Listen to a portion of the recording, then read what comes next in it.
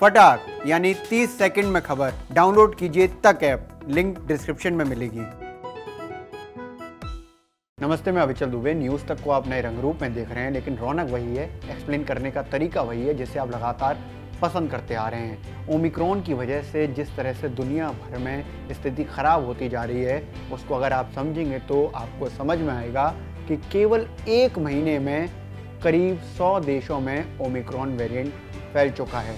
यानी कि पहला जो मामला रिपोर्ट किया गया था वो 22 नवंबर को रिपोर्ट किया गया था दक्षिण अफ्रीका में, और उसके बाद अब 100 से ज़्यादा देशों या करीब 100 देशों में ओमिक्रॉन के मामले आ चुके हैं। साथ ही ओमिक्रॉन ने वेस्टर्न कंट्रीज़ में हालत ख़राब करके रखी हुई है।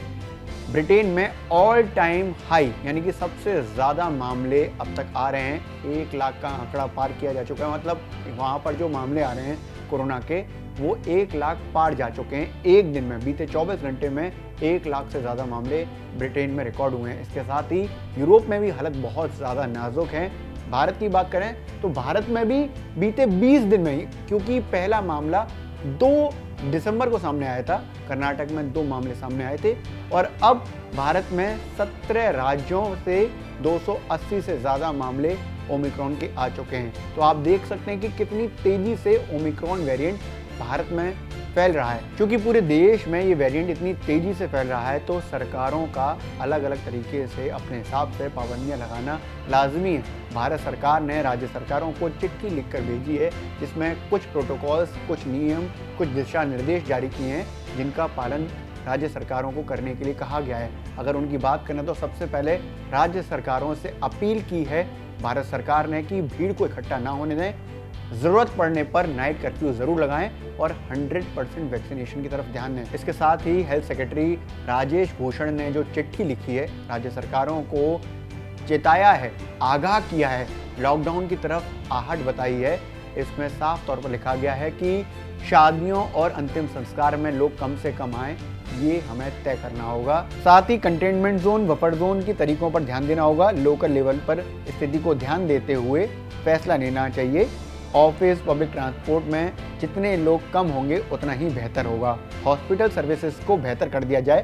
बेड, एम्बुलेंस, ऑक्सीजन, दवाओं का इंतजाम बेहतर से बेहतर हो सके, इसका खास ख्याल राज्यों को रखना होगा। अगर देश के अलग अलग राज्यों में पाबंदियों पर बात करें या रोक टोक की बात करें, क्योंकि ओमिक्रॉन वेरिएंट तेज़ी से फैल रहा है और इसको ध्यान में रखते हुए अपने अपने हिसाब से राज्यों ने पाबंदियां जो लगाई हैं, उसमें अगर सबसे पहले दिल्ली की बात करें, क्योंकि दिल्ली में मामले काफ़ी ज़्यादा हैं। दिल्ली में जो मामले आ रहे हैं वो बीते 6 महीने बाद इतने ज़्यादा कोरोना के मामले आ रहे हैं। इसके साथ ही जो कुल मामले हैं अभी तक भारत में 280, उसमें करीब 60 मामले दिल्ली से ही हैं। तो इसको ध्यान में रखते हुए DDMA यानी दिल्ली डिजास्टर मैनेजमेंट अथॉरिटी ने कुछ आदेश जारी किए हैं। इसमें सबसे जो महत्वपूर्ण आदेश है उसमें लिखा गया है नो मास्क नो एंट्री, यानी कि किसी भी दुकान में अगर आपको जाना है तो मास्क लगाना ज़रूरी होगा। वहीं सबसे इम्पोर्टेंट बात देखी जाए तो अब क्रिसमस और न्यू ईयर पार्टीज़ पर पूरी तरह से रोक लगा दी गई है। दिल्ली सरकार ने साफ तौर पर कहा है कि न्यू ईयर पार्टी पर कोई भी कल्चरल इवेंट नहीं होगा, किसी भी तरह की गैदरिंग नहीं होनी चाहिए। होटल्स या बार या रेस्टोरेंट में जो अंदर कोई प्रोग्राम हो रहा है या कोई सेलिब्रेशन हो रहा है तो उसमें 50% की ही सीटिंग कैपेसिटी रखी जाए। सभी पॉलिटिकल, सोशल और रिलीजियस प्रोग्राम्स को आगे आने वाले आदेश तक रोक दिया गया है, यानी कि वो नहीं ऑर्गेनाइज होंगे दिल्ली में। बैंक्वेट हॉल जिनमें शादियां होती हैं, मीटिंग या कॉन्फ्रेंस हैं, एग्जीबिशन लगाई जा रही हैं, इसके अलावा और कोई दूसरा प्रोग्राम नहीं होगा। इसके साथ ही जो DDMA ने आदेश जारी किए हैं उसमें एक इम्पॉर्टेंट बात कही है कि अब से दिल्ली के जो सभी कोरोना मामले हैं उनमें जीनोम सीक्वेंसिंग होगी। जीनोम सीक्वेंसिंग के जरिए ही पता चलता है कि मामला डेल्टा वेरिएंट का है या ओमिक्रॉन का है। दिल्ली के साथ साथ अगर मुंबई की बात करें तो मुंबई में भी हाल बेहद ख़राब है। मुंबई में जो कोरोना के मामले आए हैं वो बीते 24 घंटे में 500 आए हैं। ये काफ़ी दिन बाद ऐसा देखा जा रहा है कि कोरोना के केसेस में एकदम से उछाल आया है। ओमिक्रॉन ही उसका एक बड़ा कारण है। इसलिए जो मुंबई में BMC है और मुंबई पुलिस ने पहले से ही इसको ध्यान में रखते हुए दिशा निर्देश जारी कर दिए थे। BMC ने साफ तौर पर ये कहा है कि किसी भी तरह से भीड़ इकट्ठा नहीं होगी, ये खास ख्याल रखा जाएगा। मुंबई पुलिस ने 31 दिसंबर तक मुंबई में धारा 144 लगा दी है, यानी कि 4 से ज़्यादा लोग इकट्ठे नहीं हो सकते। शादियों का सीज़न चल रहा है, इसलिए हॉल में जो कैपेसिटी रहेगी वो 50% ही रहेगी। खुले में अगर आयोजन हो रहा है शादी का तो 25% कैपेसिटी के साथ ही होगा, यानी कि अगर 100 लोग आते थे पहले तो अब 25 आ पाएंगे। किसी भी सार्वजनिक सभा, रैली, प्रदर्शन की अनुमति बिल्कुल भी नहीं है। कर्नाटक सरकार की बात करें तो कर्नाटक में 30 दिसंबर से लेकर 2 जनवरी तक किसी भी तरह का पब्लिक सेलिब्रेशन नहीं होगा। क्लब्स में जो अंदर सेलिब्रेशन है वो 50% कैपेसिटी के साथ ही हो सकेगा।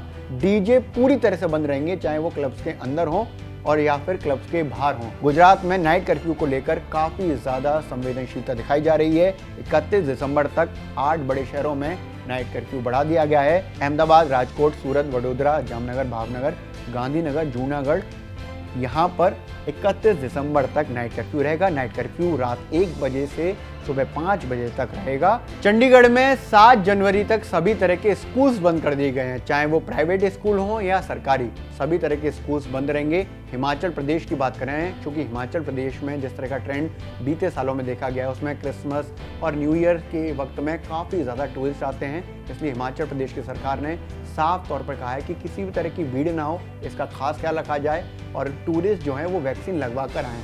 गाइडलाइंस को फॉलो करना हर किसी के लिए ज़रूरी होगा। दरअसल जो पूरे देश में गाइडलाइंस अलग अलग स्तर पर आ रही हैं, केंद्र सरकार भी अब इसको लेकर समीक्षा बैठक कर रही है। दिल्ली में भी बैठक हो रही है कि अब क्या नई गाइडलाइंस लेकर आया जाए, क्योंकि जो स्थिति है वो अब बेकाबू होती दिख रही है। जिस तरह से बीते 20 दिन में जो नंबर्स में बढ़ोतरी हुई है वो वाकई डराती है। 2 नंबर आए थे 2 दिसंबर को और अब 280 से ज़्यादा ओमिक्रॉन के मामले पूरे देश में हो चुके हैं। लेकिन जो एक्सपर्ट्स, वैज्ञानिक और डॉक्टर्स कह रहे हैं उसमें साफ तौर पर हमें एक चीज़ का खास ख्याल रखना चाहिए, वो है वैक्सीनेशन। साफ तौर पर कहा जा रहा है कि किसी भी तरह के वेरिएंट को हराने के लिए वैक्सीन काफ़ी है, इसलिए हमें ये ध्यान रखना है कि वैक्सीनेशन प्रोसेस में शामिल हुआ जाए। अगर आपने अभी तक एक भी वैक्सीन नहीं लगवाई है तो अपनी पहली वैक्सीन ज़रूर लगवाइए। अगर आपने पहली वैक्सीन लगवा ली है तो अपना अंतराल पूरा होने के बाद दूसरी वैक्सीन ज़रूर लगवाएं। फॉलोअप को करना बिल्कुल ना भूलें। मास्क ज़रूर लगाएं, सोशल डिस्टेंसिंग का खास ख्याल रखें और वक्त वक्त पर हाथ धोते रहें, सैनिटाइजिंग करते रहें।